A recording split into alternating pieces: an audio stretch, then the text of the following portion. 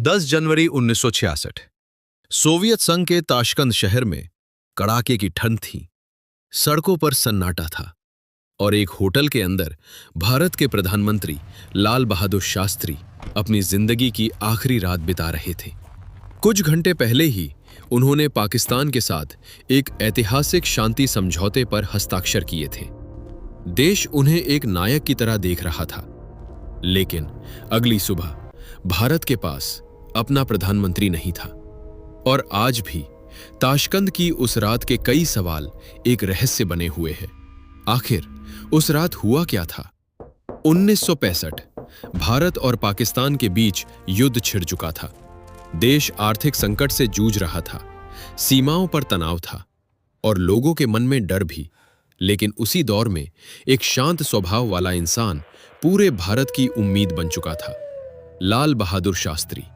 ना ऊंची आवाज, ना आक्रामक व्यक्तित्व, फिर भी पूरा देश उन पर भरोसा करता था। जय जवान, जय किसान सिर्फ एक नारा नहीं था, ये उस दौर के भारत की धड़कन बन चुका था। युद्ध खत्म हुआ, भारत ने मजबूती दिखाई, लेकिन दुनिया की बड़ी ताकतें भारत और पाकिस्तान के बीच बढ़ते तनाव से चिंतित थीं। और फिर सोवियत संघ ने दोनों देशों को ताशकंद बुलाया। जनवरी 1966 ताशकंद। दुनिया की नजरें इस बैठक पर टिकी थीं। एक तरफ भारत, दूसरी तरफ पाकिस्तान और बीच में सोवियत संघ। कैमरों के सामने सब सामान्य दिखाई दे रहा था, लेकिन बंद कमरों के अंदर दबाव लगातार बढ़ रहा था। लंबी बैठकें, राजनीतिक तनाव, अंतर्राष्ट्रीय दबाव, सब कुछ धीरे धीरे भारी होता जा रहा था। कहा जाता है शास्त्री जी बेहद थक चुके थे, लेकिन इसके बावजूद उन्होंने समझौते पर हस्ताक्षर किए। भारत में लोग इस खबर को सुन रहे थे। उन्हें लग रहा था अब शायद सब ठीक हो जाएगा। लेकिन ताशकंद की वो रात इतिहास का हिस्सा बनने वाली थी। 10 जनवरी की रात। समझौते के बाद सब कुछ सामान्य लग रहा था। रिपोर्ट्स के मुताबिक शास्त्री जी ने अपने परिवार से बात की।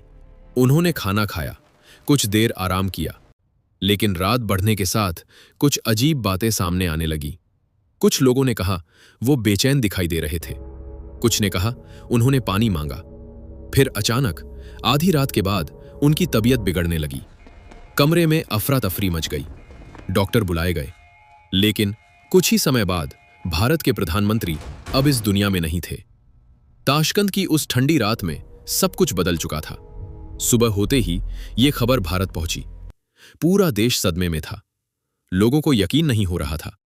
एक ऐसा नेता जिसने युद्ध के दौरान देश को संभाला, जो कुछ घंटे पहले तक दुनिया के सामने खड़ा था, वो अचानक कैसे चला गया?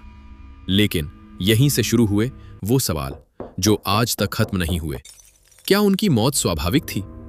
कुछ रिपोर्ट्स में अलग अलग दावे किए गए।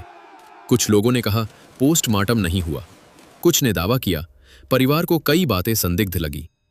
समय बीतता गया, सरकारें बदली, लेकिन ताशकंद की उस रात का रहस्य आज भी जिंदा है। शायद इतिहास के कुछ सच हमेशा फाइलों में बंद रह जाते हैं। This is Bharat files.